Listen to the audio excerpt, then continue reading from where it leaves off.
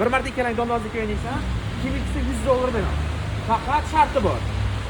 Mana shu 3 ta misolni 30 sekund aytish kerak. Juda oson misol. Davay, bir marta o'ynaysan domlozlikka. Bolades, bu yechadi. 1 2 3 ketdi vaqt. 30 sekund yetsa bo'ldi. Hop 30 sekund yetsa shogirdim $100 beraman.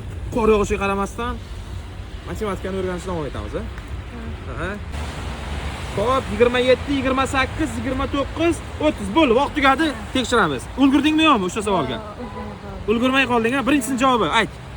13 Aha. 251. 13251, keyingisi 2091. 2091, keyingisi Bunisini qilaman. qila olmading, ha? Bunaqa ustun shakldan ham oson usulchang bor.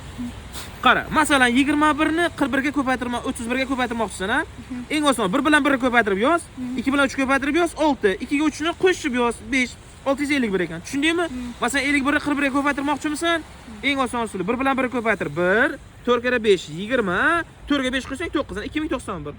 Oxirgisi ham oson. Mana 81 ni 11 ga ko'paytirmoqchisan, ha? 1 bilan 1 ni ko'paytir 1, 8 bilan 1 ni ko'paytir 8, 8 ga 1 qo'shsang 9, 891 ekan. Qani o'rgatarganman? Osonmi? Bo'ldi, ishlasha. Mayli, bu safar asosiy $100 to'lasan.